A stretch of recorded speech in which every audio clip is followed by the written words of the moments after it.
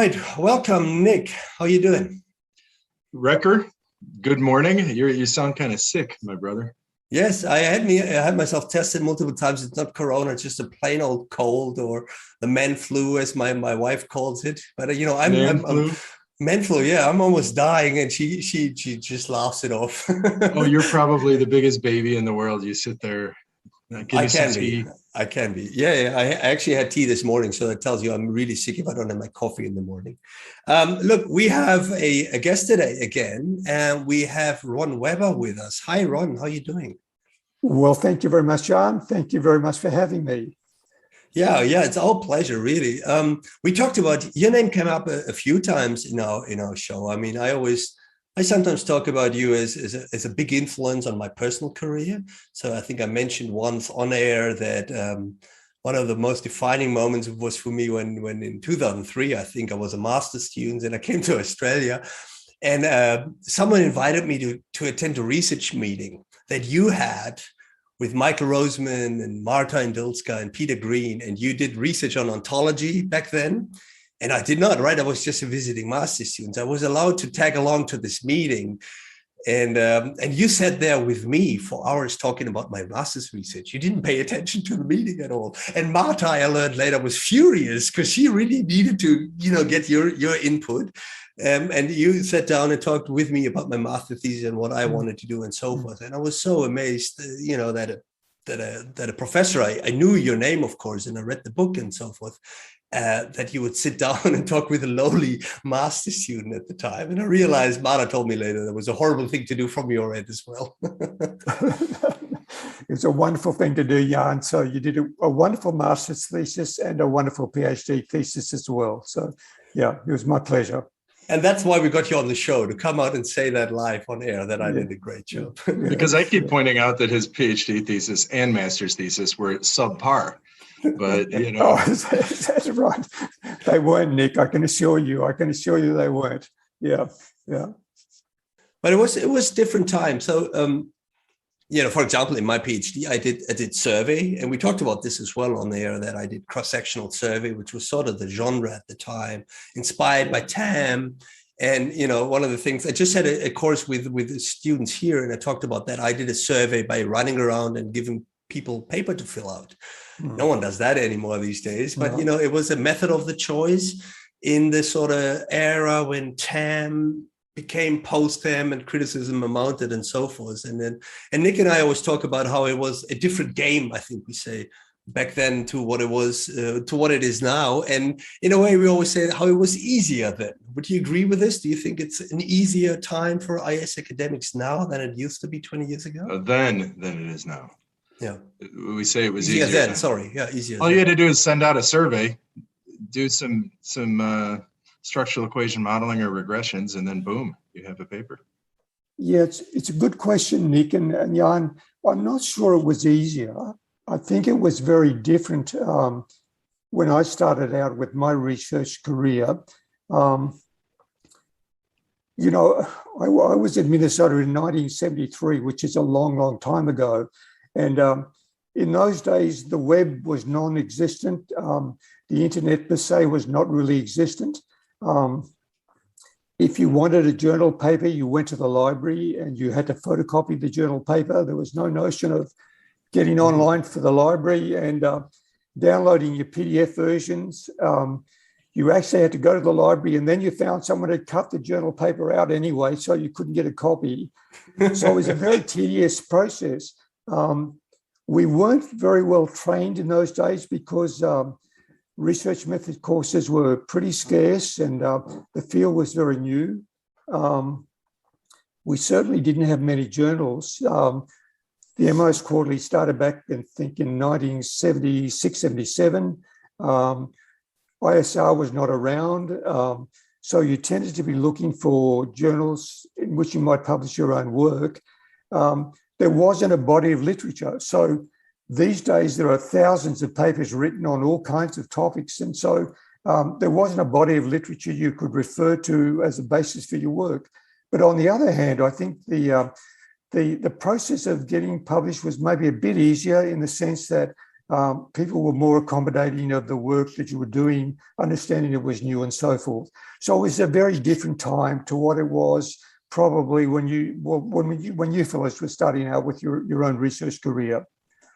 All right, I didn't think of the whole walk to the library thing. And Yeah. If you think about it, how blessed are we? We go to Google Scholar, we put in the term we want, and we not only get some idea as to how many papers are written on the term, and but we actually get a rank to show which ones are the popular ones and who cited whom and all of that sort of thing.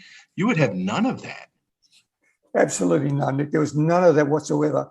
I can tell you that Jan de Groot typed my PhD thesis on one of the first word processors, and it was basically a computer connected to a IBM Selectric typewriter. Wow. So I didn't even have a word processor to use. There weren't desktop computers. I typically would use a terminal connected to a mini computer. So it was a very different environment. The review process, and I remember because I did this with Journal of MIS really early during my PhD, is you had to send them, I think, 4 copies, physical copies of your paper. Correct. Then they would distribute the physical copies. They would come back and then they distribute it back to you, right? Yeah. So. Yeah. No, it was a nightmare. Yeah, it was terrible. The whole process of reviewing, trying to manage review processes was terrible. We didn't have any kind of automated system. It was all a manual system. So that's the way it was, I shall tell you a little bit of an anecdote, which you'll probably find funny. Jan mentioned I was at NYU in 1982. So these were the very early days again. And when I went to NYU, the internet was just starting. I think the connection at that stage was maybe between Stanford and Berkeley on the West Coast, maybe Chicago in the center. I think Princeton, NYU, Yale, and Harvard and MIT on the East Coast.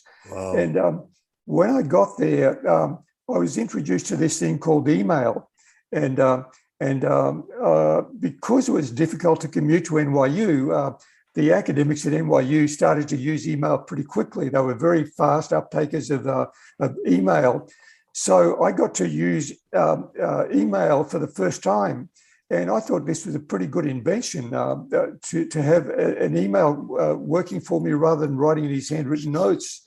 And I came back to the University of Queensland. I was talking to my boss then, my head of school, and I said, Ian Zimmer was his name. I said, Ian, look, I've just been using this thing at NYU called email, and it's just fantastic. And he said, what on earth is email? And I described email to him, and he said, that'll never work. He said, it'll never take off.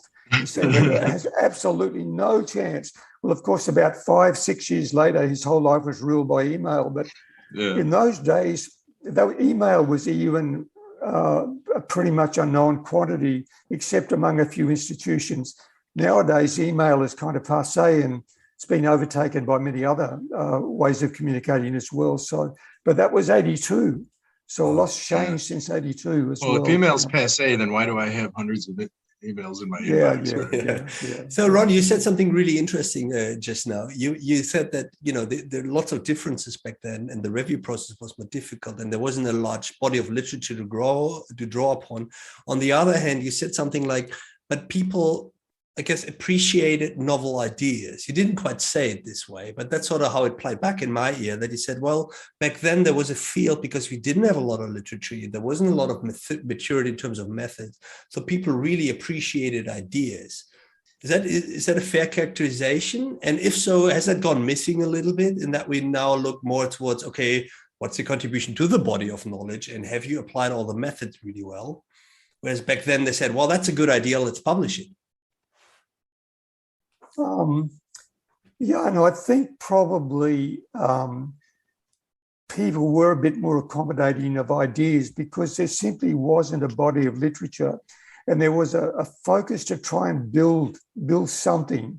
And so for that reason, many different scholars from many different disciplines came together to try and form this discipline and brought in different ideas. And I think because of that, probably there was a tolerance for ideas. I think in some ways, I think we got through a bit of a U shape. I think the early days, there was a good acceptance of new ideas and a willingness to accept them. And then I think we went into a downward slope where there was less tolerance of ideas that didn't fit the norm. And it became more and more difficult to get published in the journals. And I can talk about that a bit in terms of the MIS Quarterly in a little while, if you like. But then I think nowadays there's a greater acceptance of ideas because it's such a diverse field. So providing you are familiar with the literature in an area, then I think you've got a reasonable chance of getting published if you do rigorous work and you do good quality work. And there are so many journals around as well. Yep. Yeah, so let's talk about those two things, right? The first is there's something that happened in the 90s that I think hurt and I can only say this from people I've spoken with, right? I remember, so I did a postdoc at the University of Michigan, and I remember talking to someone and saying, well, the field of information systems, is where I'm attempting to publish. And I mentioned like MIS Quarterly. He said, oh, it's the discipline of TAM. Right? He totally dismissed it. He goes, all everyone's doing is surveys and they're beating up the same theories, right? So I think outside of our discipline, people thought of us as TAM, at least for a little window of time. Yeah. And I know you were editor-in-chief of MIS Quarterly, probably, and I would almost say at the tail end of that, right? Because by early 2000s, I think people had started moving away from that to some extent, right? I don't know. What do you think? Is that what you mean when you say, there were certain things that got published? I think that's a reasonable account of history around that time.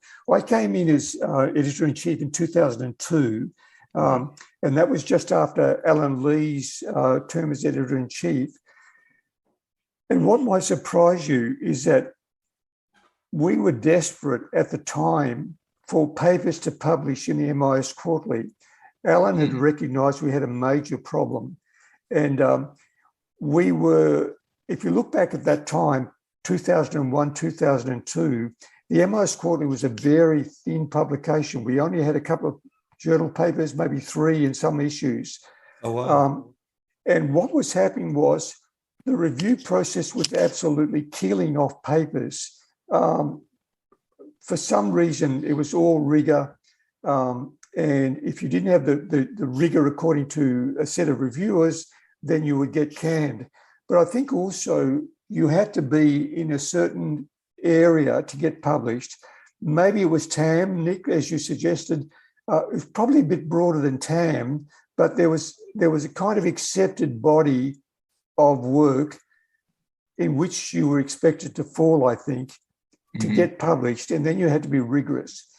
So in 2002, one of the major tasks was to try to build a pipeline of papers for the quarterly again. Alan had tried desperately to overcome this problem. He'd gone a certain amount of the way, and then it came to me, and I had to take it along a bit further. I think progressively we started to make progress. You mentioned, you talked about Carol Saunders and the developmental reviews, and I've heard both your theories on Carol's ideas there. I think Carol was also trying to move the quarterly along so that reviewers weren't so critical of authors, and to say, look, we're not about rejecting papers. We want to accept papers, work with the authors and try to get them out as good quality research. This rejection of papers hurts everyone. It doesn't advance the discipline, and it certainly doesn't help people in their careers. So, that period was a very interesting period. These days, of course, you've got a huge pipeline of papers going into the journals like the Quarterly or ISR, JMIS, and so forth. Yeah. So real quick, I want to push on that a little bit. You said it's TAM, but it can be broader than that. Can you give us specifics about what was was it cross-sectional research and maybe experiments, or what was it that was being published, and what was it that, so there wasn't a lot of qualitative, in MISQ in the early 2000s, right? There was limited economic stuff. But there was behavioral research, right? So it was the area of Yeah. TAM, but it was also the area of task technology fit. And in a way, Yeah. this is all the same type. It's all cross-sectional, yeah, but it's all about individual behavior with technology at work. Very so trust few is another one, right? Trust, yeah. task technology fit, TAM. Yeah. Those are like the big ones. I think there wasn't a lot of organizational level stuff. A lot of that was about is employees, we get exposed to some IT system, and let's see what their performance is, what their trust is, what their fit is, and their acceptance of it, right? That's sort of that's in my head, at least, how I picture that era. Yeah. I never knew we didn't have enough papers. That's wild. Yeah, well, you go back and have a look at those issues, Nick. It's quite interesting to see the size of those issues. And we were struggling to get accepted papers. There was a good flow of papers coming into the journal, but they just weren't getting through the review process. Wow. So that hurt everyone. Yeah. Ron, you mentioned Carol Saunders and her, she has that famous call for developmental reviews, and she was another editor-in-chief at MIS Quarterly. Recker and I, as you mentioned, we have our theories about this, and we think developmental reviews have gone amok. And one of our thoughts was that, in the old days, it was senior people doing the reviews, and it was their peers or maybe junior people submitting the papers. So it was the senior people needed to be developmental. Now, one of the things we see is that senior people are unavailable, right? They're all too busy. They've all already served their time to the community. So they're very difficult to get them reviewing. So you're getting a lot of mid-career and junior people doing reviews. And then you're telling them to be developmental when they don't have the experience to be developmental. And at the same time, the senior people are still submitting. That's probably different, right? Now, the senior people, we have a lot, not the largest, but we have a large share of people that are well-established, well-published, and they continue to churn out papers every year. Also because everyone has an incentive to get them on board and help them with their own papers. Yeah. The question is, right, was it more like that, where it was senior people helping mid-career and junior people through, which it's kind of been inverted a bit? Nick, I guess everyone was encouraged to be developmental at the AESE level with the quarterly. And I know that Circa was trying to do the similar sort of thing with JAIS, and ISR, I think a similar sort of view was there. So the AEs and the SEs were certainly encouraged to be developmental. Now, I've heard you talk about this issue as well, and I think you're spot on, that sometimes the developmental course is along the lines, well, not that paper, but this is the paper I think you should be writing, and that's not very helpful at all. Yeah. What's also not helpful is when you send back 30 pages of review comments to an author, where do you start? And then by the time the author does a response to the reviewers, we've suddenly got a 200-page document, and it just gets completely out of hand. So in some ways, I know you both spoke about this before as well, and I agree with you. You need to really hit the major points. If you're going to be developmental, hit the big points. And then if you get past a certain stage with the review process, you might then focus on the smaller points. But in some ways, I'd say, look, you've got to limit your review to 4 or 5 pages, and that's it. If you can't say it in 4 or 5 pages, forget it. You should reject the paper or whatever. But or how about 2 or 3 pages? Yeah, that's why 4 or 5? That's a lot of reading. Yeah. And by the time you write the responses, and if you've got 3 or 4 reviewers.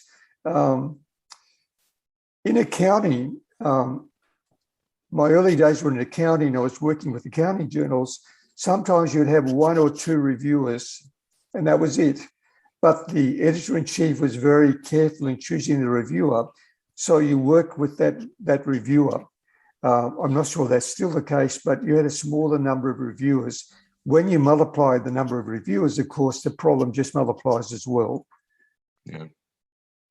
So Ron, there's something I want to talk to you about. You mentioned now we have this diversity of the discipline, right? And we allow so many interesting papers and all of that sort of thing.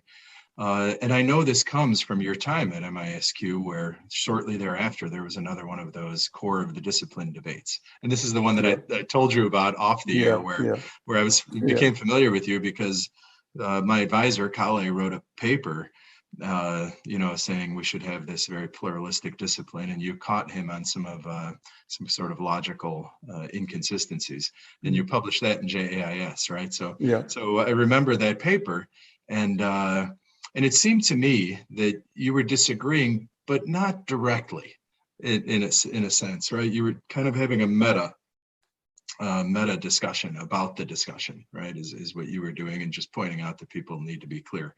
Where do you stand on this idea of a core? Do we need, now 20 years later almost, do we need a core of the discipline? Is this something that we have? Does every paper need it? What are your thoughts on that nowadays? Nick, I still think we need a core, and maybe it's just an old style academic in me. I went through high school doing physics, chemistry, math 1, math 2. Then to get out of university quickly, in university I did accounting and economics, so I switched completely. But even within economics, there was a definite core to the discipline, because you had a theory of competitive markets, a theory of oligopoly, theory of monopoly, etc.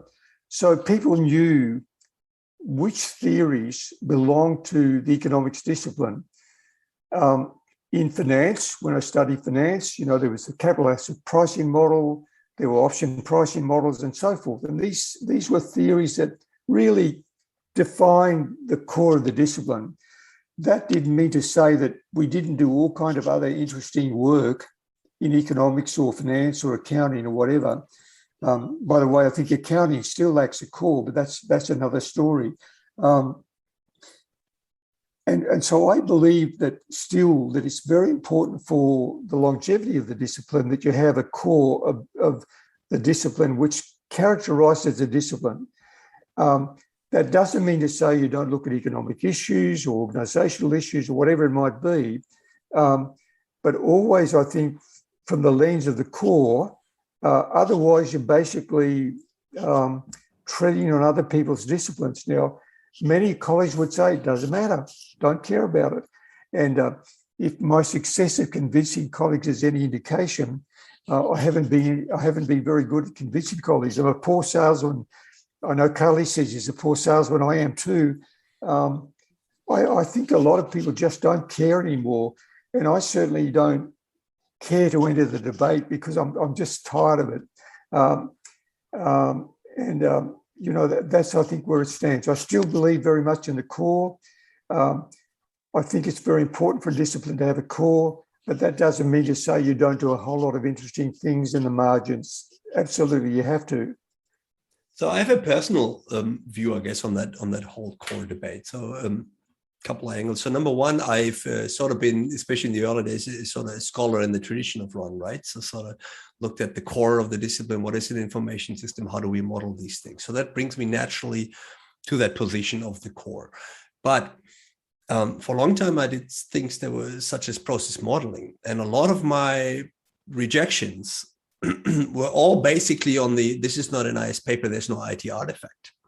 Yeah, I honestly, this was probably 50, 60, 70% of rejections, especially desk rejections, were always, there's no ID for artifact here. Yeah, in the words of Isaac Bember said, he would say, what if we replace this with chair? What would change? That's always a sort of throw out argument.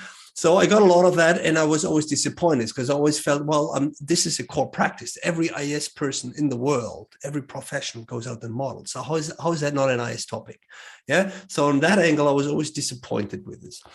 At some stage, that changed. So when I look back at my career from the early 2000s till now, at some stage, these types of comments, these review comments, they disappeared.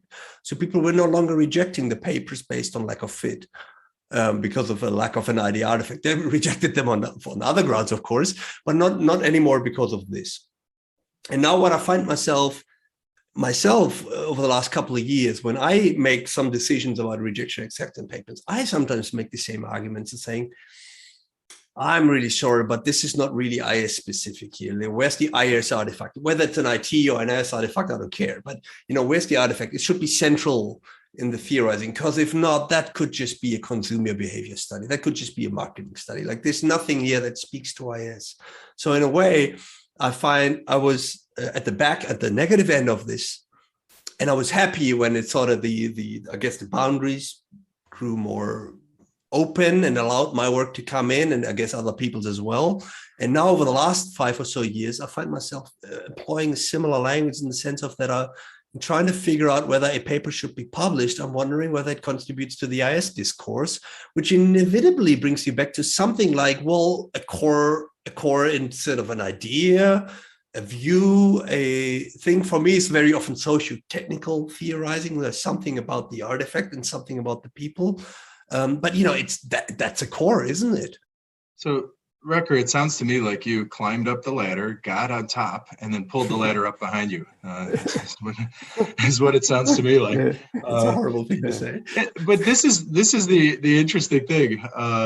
What you're saying is, you're now an editor, so you've become a steward of the discipline. So you're acting in some ways normatively. And Ron, when you were editor-in-chief of MISQ, and probably throughout your career, you've always wanted something for the field of IS, right? You were like a patriot.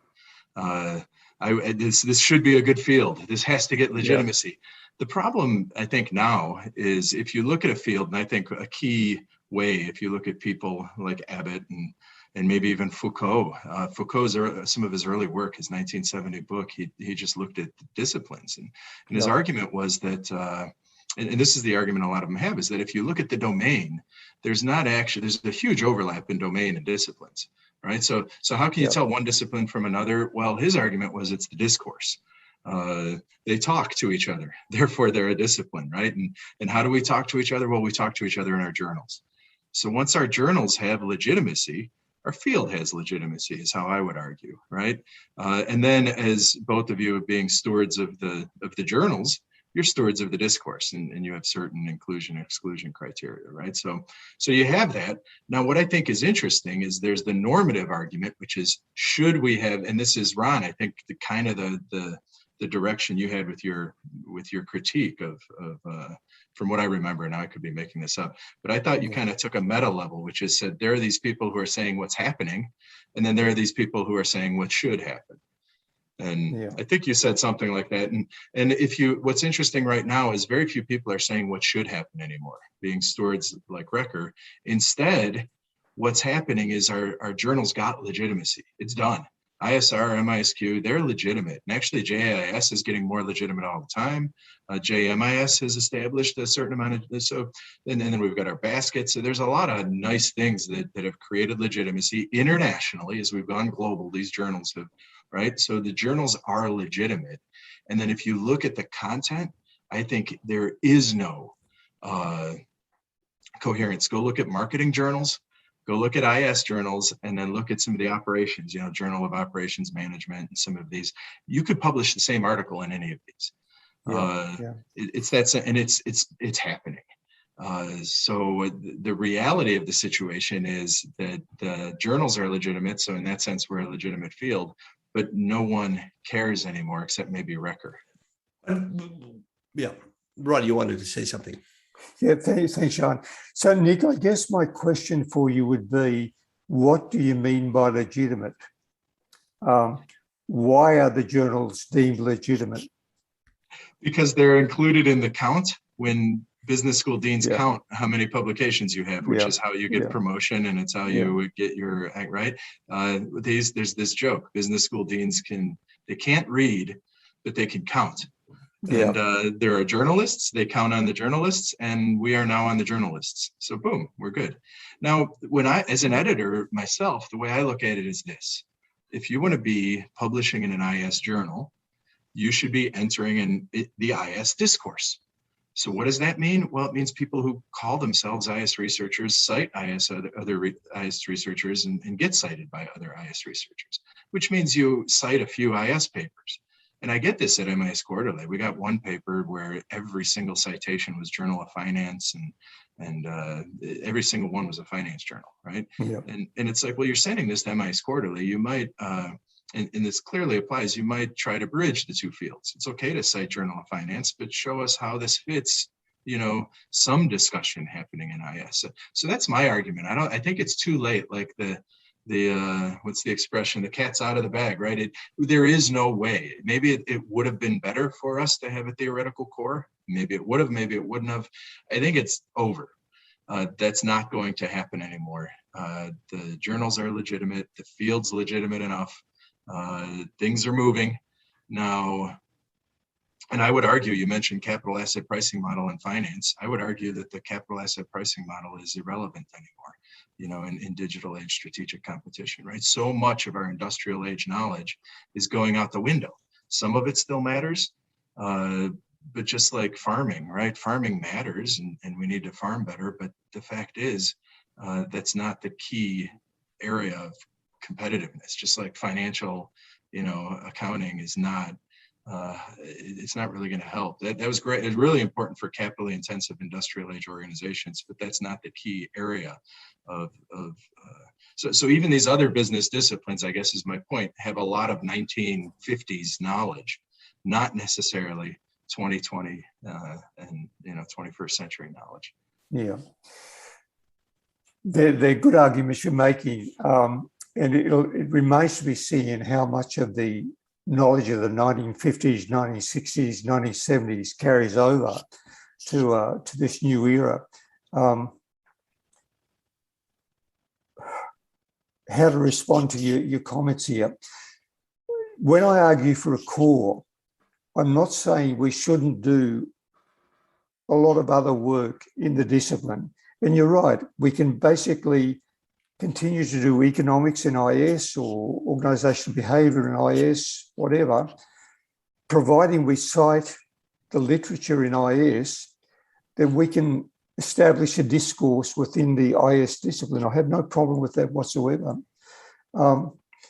Mine's another concern, however, which is, it's the fundamental integrity of the discipline per se. What is it that's IS as opposed to organizational behavior or economics or operations research or computer science or whatever it might be?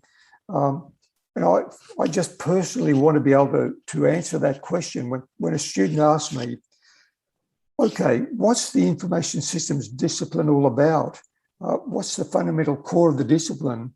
Rather than cite a whole lot of examples of research that's been done within the area, economics, organizational behavior, I guess psychological research, whatever it might be, consumer behavior research, whatever it might be, to be able to say, look, this is basically the fundamental nature of IS. Admittedly, we've got all these other things going on around the discipline, but this is what the IS discipline's about. So for me, let me go back to Jan's example of the process modelling and not having the IT artifact there. We might have had an IT artifact, whatever that means. We certainly had an information system, though, because a process is fundamental to any information system.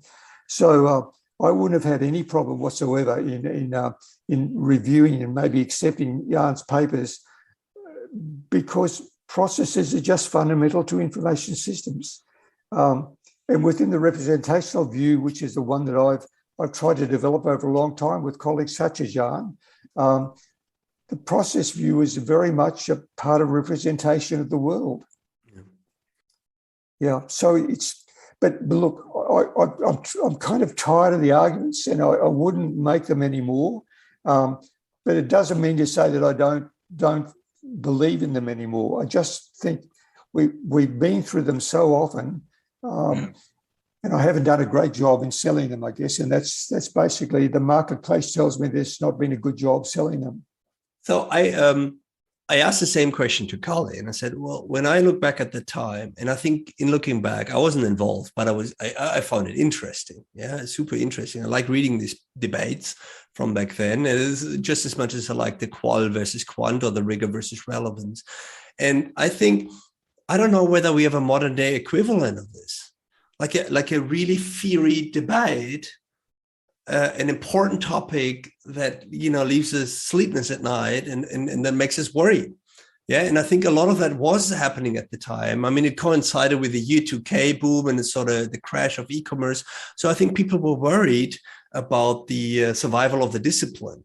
Now, no one is. It's been going splendid for quite a long time, and so everyone is just busy publishing papers and just sort of soaking in the success of a field, but not really worrying about anything. And I wonder whether there isn't anything that we should be worried about, because that also brings forward a lot new momentum and breakthroughs. I mean, if you go and ask people about what they remember from the 90s, that's probably what comes up.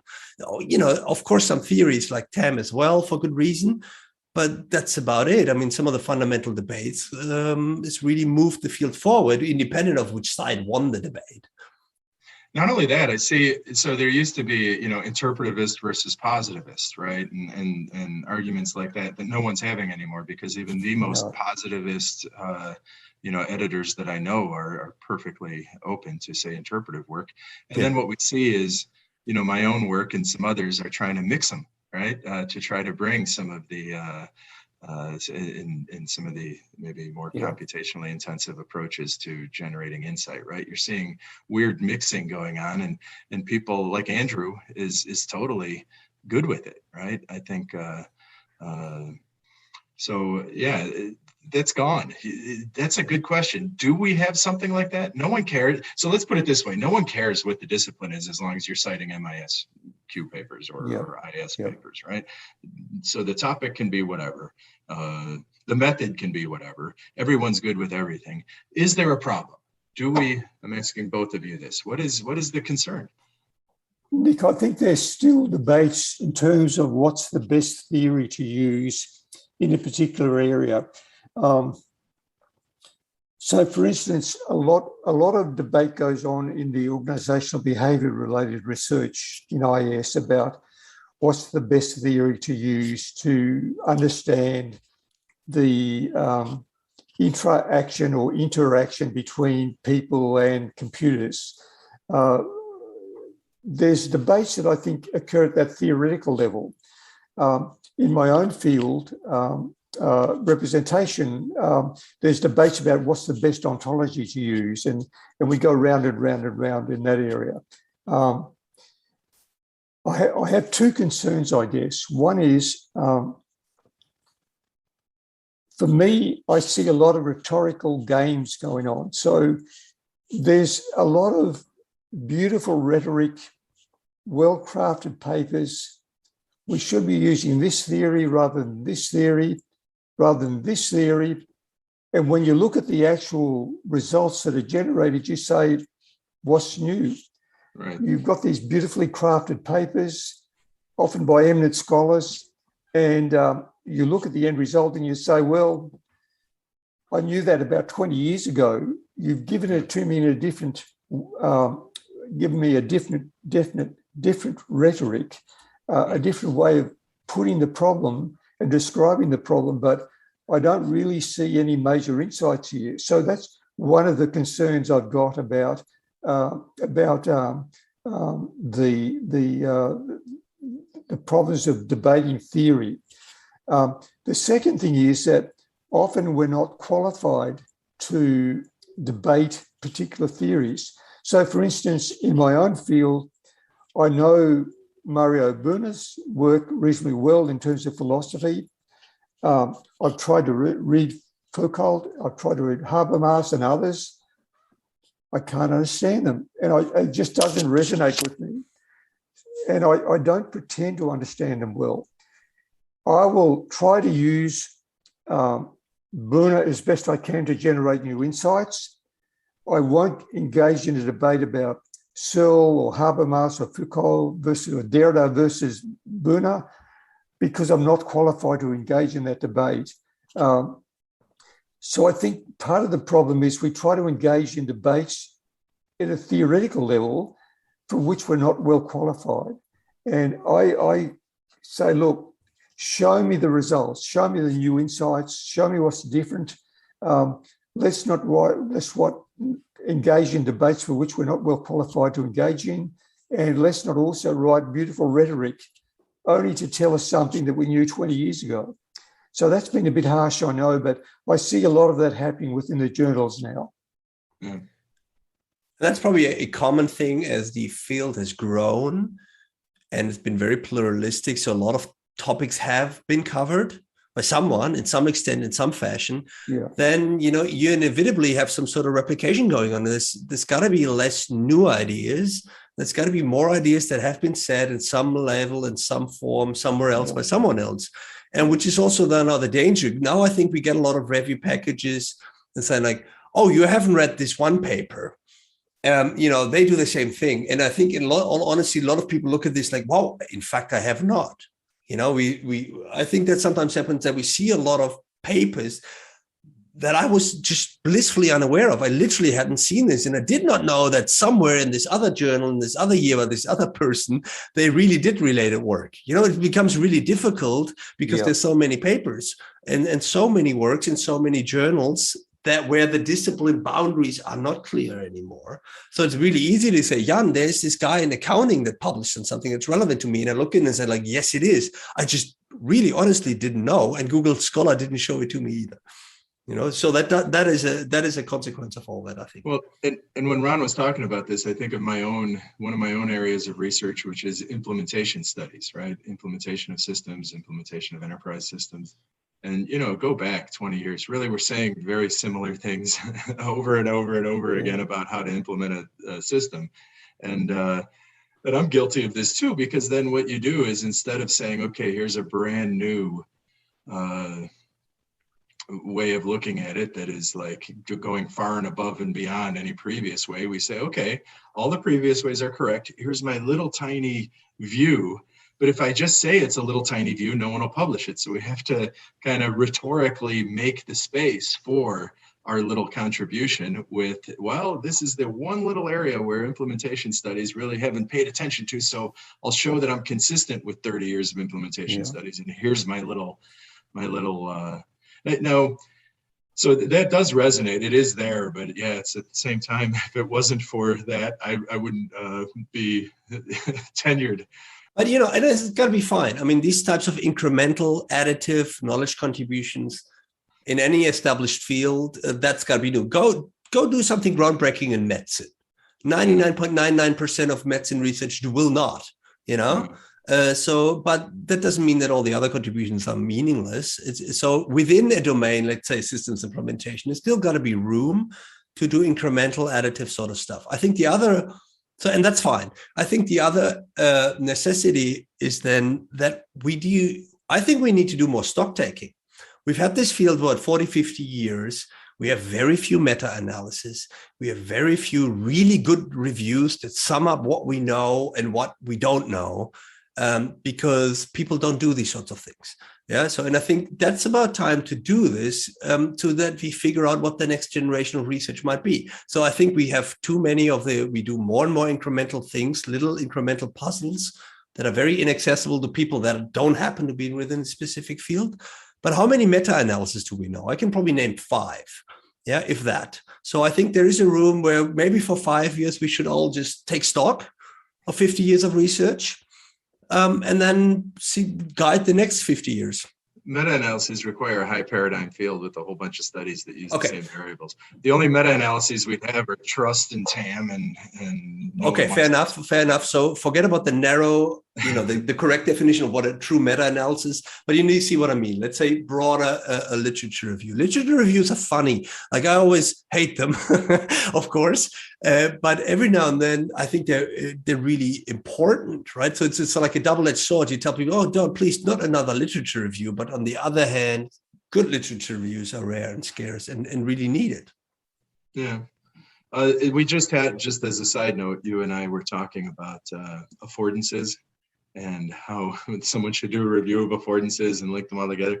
And we got an email from a grad student, I guess we shouldn't say his name because this is not published work, but who basically said, yeah, I'm doing that. And I finished it and I'm ready to submit such a bit. So it's like, that's out there.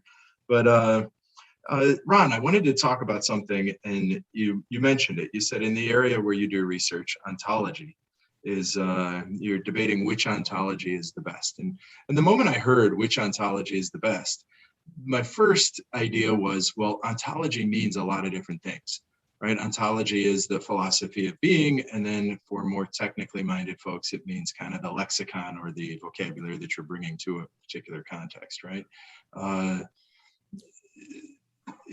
Do they really argue which ontology is the best? Because the answer to that is obvious. None of them are the best in some universal sense. It depends in your own work, right? There's a paper where you had three different, I guess I should have prepared, but there's a paper I remember that you wrote, maybe it's the Wandenweber, where there were three different kind of types of representations, right? Three different models, three different types of conceptual models. But that's just basically saying your ontology depends on what it is you're doing, right? So if you're doing A, then one ontology might be more helpful than another in order to accomplish B, right? So isn't that the way we think of what's better or worse? Depending on what you're doing and what your goal is. Nick, I think for me, there are differences in quality of ontology. I look for something, an ontology where the various constructs are precise, they're defined rigorously, they interrelate, they're built up progressively. And that's why I like Buhner's ontology. If you go to his ontology, there's nothing there that you would say is fuzzy thinking, where you can't understand his ontology because he's writing in a fuzzy way. He's absolutely crystal clear most of the time on what he's talking about. And, you might not like or agree with what he's talking about, but you at least understand what he's talking about. Habermas never did that for me. You don't believe in strategic ambiguity. You don't believe in the power of ambiguity ever. So this is the old natural scientist in me, I guess. I'm the only native speaker here that reads Habermas in his original text. I would wager here. Like it's not easy. Let me say as much, right? So I got a few of his books here, and it's tough material. That's for sure. In English. I don't know how it's in English, but the German text now, boy, that's a different level of writing. That's for sure. Well, it's not easy, but I've actually found. So if you look at his, he's got his 2-volume communicative action, right? Theory of communicative action. I found that the second book is impenetrable, right? And that's where he really gets into his systems and all of that. His first book, to me, I thought it was, and I wasn't really that aware of Searle and Austin and a lot of the elocution stuff. And I think it's a lot of hair splitting, but very powerful concepts. And he's read so much. And I think one of the reasons that makes Habermas difficult is that he kind of gives the reader a compliment that they've read all of continental philosophy, all of American pragmatism, all of current discussions, right? And nobody has read that much, right? So it's very difficult to stay. But see, Habermas is an interesting one. So he still publishes in the German Times regularly, right? So and there's a saying that goes around. So like if you write like Habermas, that's not that means you're making it deliberately inaccessible to most people. And that's not a quality. So, so there's this thing as well. So yes, he's extremely precise, but also extremely difficult. So the question is, what's better? Do you have an idea that carries and maybe is a little bit more ambiguous and therefore carries to more people and they can make up their own interpretations and run with them? Or do you want a level of precision and eloquence that is so high that you'll literally have a lot of people that drop off like flies because they can't access it? Yeah, formalisms. I know, Ron, you use formalisms in your work. And I do know that a lot of people, you're more precise with formalisms. but then you lose a lot of readers and make it inaccessible, much the way that Habermas made it was inaccessible to you, right? Different people who are not comfortable with formalism. That's a great example, Nick. So, Ron, we had an episode where we talked with Alok Gupta, and he had just published an experiment in MIS Quarterly, actually a set of experiments, really beautiful experiments with crowds of humans collaborating with AI, really novel stuff. But through the review process, also forced him to include formal theory. In other words, 17-page of equation. And he was really upset about it, right? He, as an author, he felt that you didn't need that. The empirics, the experiments stood for themselves.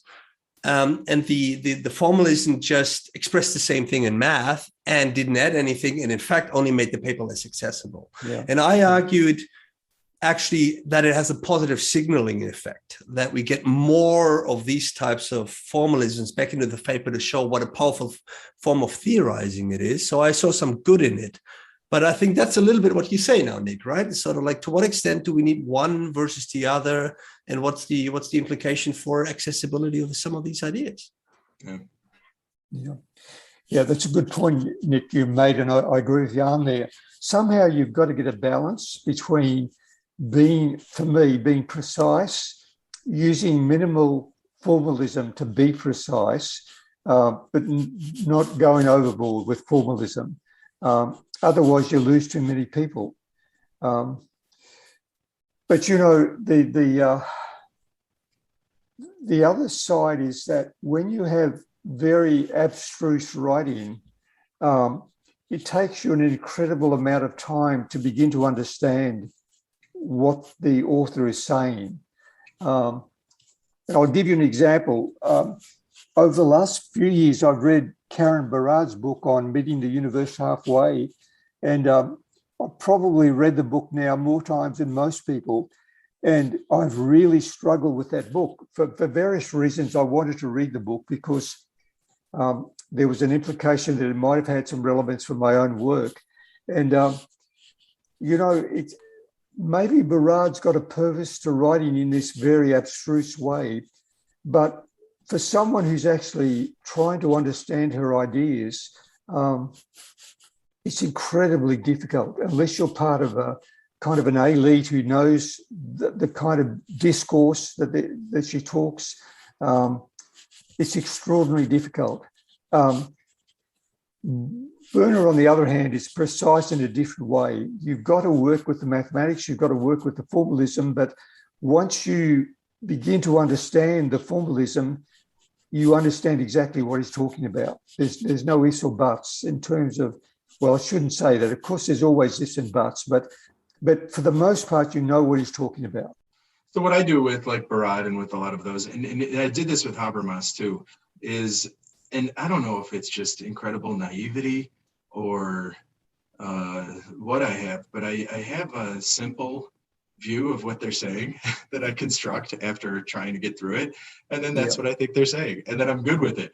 And I could be wrong. So I've read Habermas now, that first book of his, a couple of different times throughout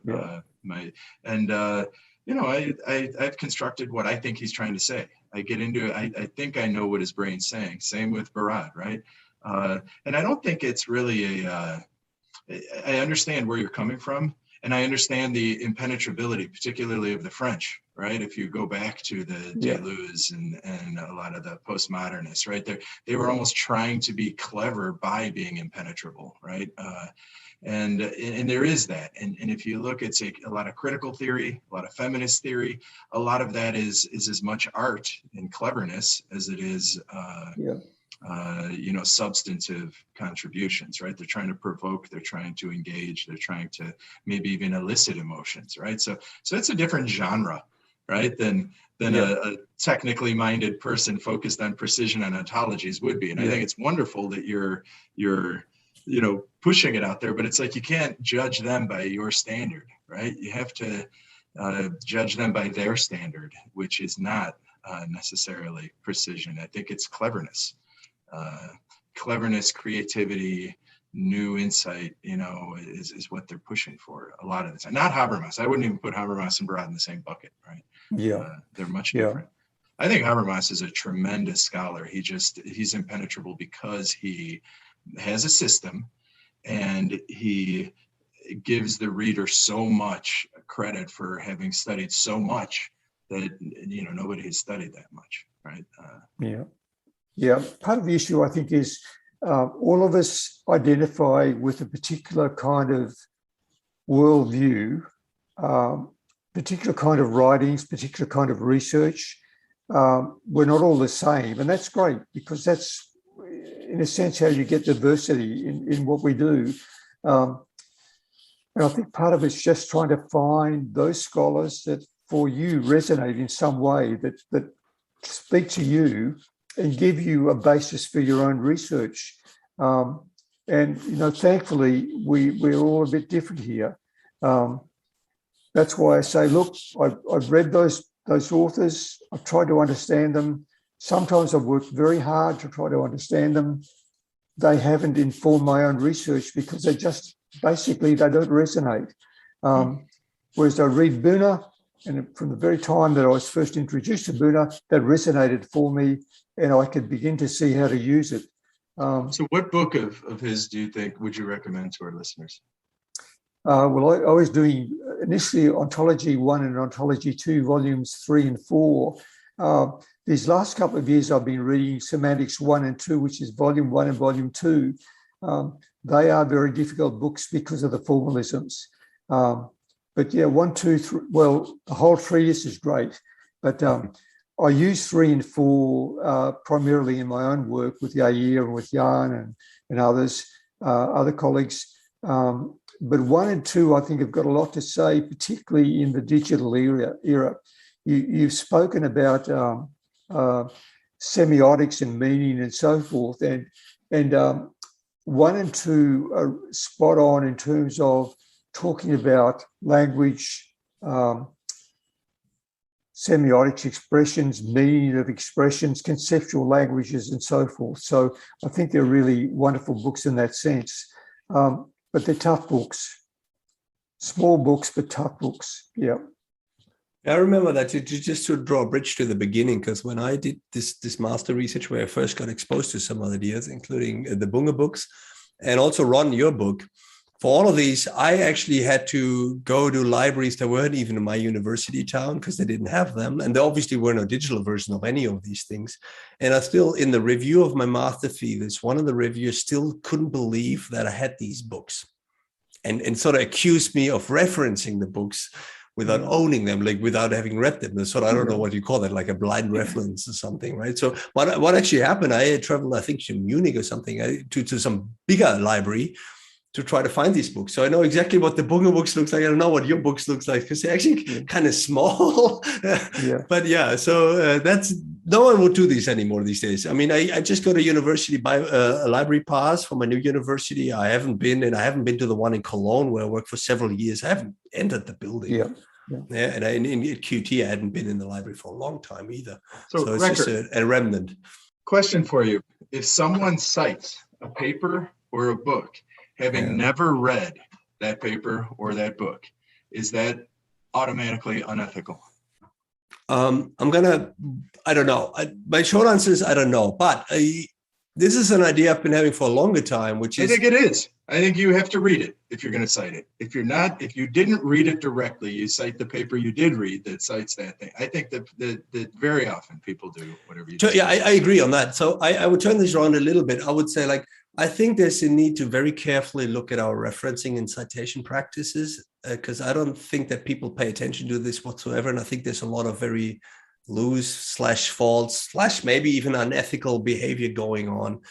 And it's a key thing to look at because it's one of the ways that we construct arguments and that we substantiate and justify claims and so forth. And I think we've let these practices slip because no one looks at them. No one really looks at the citation practices in the reference. Very rarely do I see that come up in reviews, for example. So I do think there is we need to pay attention to this, and but it's difficult to do. So that's, I think, why no one has done that yet. Another obfuscatory French writer, right, Bruno Latour, he said that's how we build our actor networks, right? We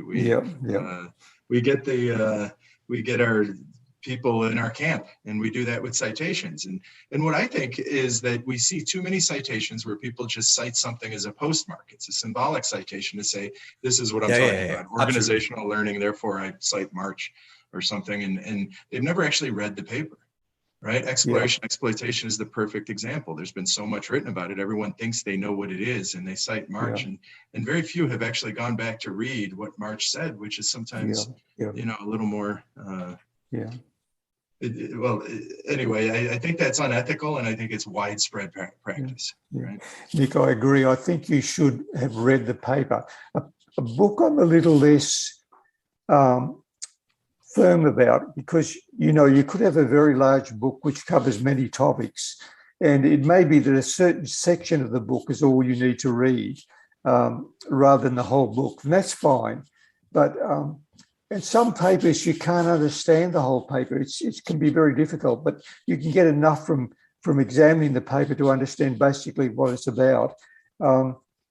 But the citation, because they've been cited by someone else, that's I agree, is unethical. Yeah, and I even what you just said, which is the book. I read this chapter of the book. I remember Nelson and Winter. I probably scanned much of that book, and there were like 2 chapters that I really applied to my research. So I really dug in deeply to those 2 chapters. But I can't claim expertise on the book, but I'm comfortable citing them for what I do know. So my question to you is this: so if you read a portion, you can still cite it, is what I'm hearing. What if I read just the abstract of the paper? Can I cite the paper? Well, I think that's pretty dangerous, because abstracts are not always truthful representations of what's in the paper. So, So you're saying no, I have to actually read the paper. I think you need to read the paper. Have a good sense of what's in the paper. Yeah. Well, I always do that. Recker tells me, though, sometimes he just reads the title and cites it. Is that right? Yeah. Is that what I do? I don't think so. I don't think so. Yeah. But it takes so much time to read papers. That's the issue. And when you're under the publication gun, if you're trying to get tenure, promotion, there's an incentive not to read the paper, just to cite them. So that's one of the problems we face. Yeah, absolutely. I mean, it's the same with what Nick said about his systems implementation in sort of incremental additive model. Well, that is the best way to get tenure. You have one area where you do know, and you, at least at some stage, read all the papers. It'll be very dangerous to go outside and study a completely different field, because you'll need several years just to catch up on what everybody else is doing. I know this, I've done this, and I've done it after tenure, and you lose a few years, so to speak. If you think of the publication as a game, you lose, at least for a few years, because you can't just contribute to a new area where you don't know anything. So by and large, it means for a tenure in a hiring promotion company, you need to stick to your field, whatever it is, even if you're not interested anymore, because it'll be your best bets. Yeah. And sometimes you're not regarded as a legitimate scholar in that other area as well. You move into that area and they say, "Oh, look, you're not one of us, you're one of them, and we're not willing to listen to you because you're one of them and not one of us." So that's one of the problems you face as well. Yeah.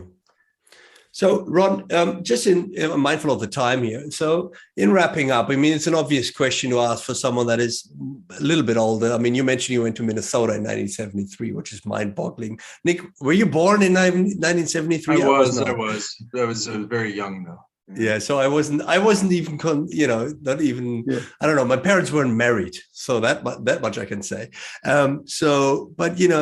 What do you say? What do you say to the young scholars now? Do you have any guidelines? I mean, you just mentioned that the tenure process is difficult, but it's an obvious question to ask you whether you have any, recommendations for those that listen. Most of our listeners are finishing PhD student, early career assistant profs that are exactly in this situation. Oh, I think he froze. We lost him. I don't know. That's what happens. This was so wonderful. We had the United States, we had Europe and Australia, the entire globe covered, and the first technical issue. You're back though, Ron. Did you hear Recker's question? Jan, I'm not sure I have any wise insights here, even after a long time in academia. First comment I'd make is the academic life is incredibly challenging and difficult, very demanding, but also very rewarding. But it's so demanding. It's important that you're doing something that you love. So whatever you do in academic life, you've got to find what it is that you love to do. If you don't have a passion for what you're doing, you just simply don't have the energy to keep going, because you need enormous amounts of energy to just keep getting out of bed each day, working on your papers, teaching, covering your admin, doing your review work, whatever it might be. As we all know, it's a 7-day-a-week job and it's very long hours. So unless you've got a passion for what you're doing, it's simply impossible to do. Whatever it is, you've got to find it. And sometimes it takes a long time to find what it is that you love to do. In the early part of my career, I know I was doing research that was getting published, but I just simply didn't think a whole lot about it. You know, I didn't value it as good research, even though I was getting out in good journals. And until I found what I really wanted to do, it was tough going. The second thing I guess I'd say is that it's, in spite of all these demands, it's incredibly important to try and have a balanced life. I've seen so many young colleagues in particular, and even middle-aged and older colleagues, come unstuck with their families or partners or marriages or whatever it might be, because all they do is work and work and work and work. And they're not balancing all these other things that are important for the long run. So the academic life is a marathon. It's not a sprint. You've got to really go at a pace which is sustainable for the long run. And that includes not only your work, but also how you balance your life, all these other things. Always to keep in mind, and I can say this now because I'm very much in the winter of my career, it's all over.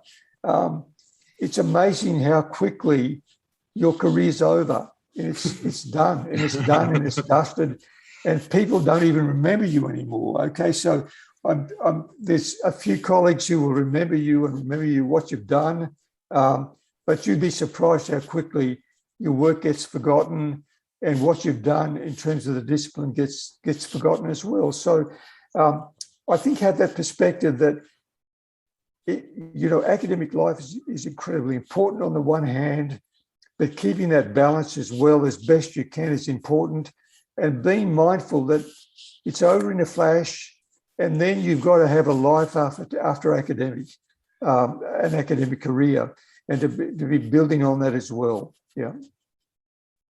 Very nice. Very nice. Yeah, I got very little to add to this. Thanks, Ron. Yeah, thanks for I coming. can't even on. argue. Usually I'll argue with our guests when they give advice. This time I was pretty good with it. I like the way you said, find what you love, or, construct. It's not one of these things where go into what you loved at the beginning, right? It sounds like you started and you went down a couple directions till you discovered your passion. And then I agree, that is what keeps you doing an excellent job in the game. And Ron, I have to say, you're a gentleman, you're a true scholar. I think you're the sort of person we can hopefully all aspire to being as scholars, because I think you know your stuff in a way that I think it would be nice if more of us did. So I really appreciate you coming on the program. Thank you very much, Nick. It's been a pleasure, and thank you very much for the opportunity to chat with you today.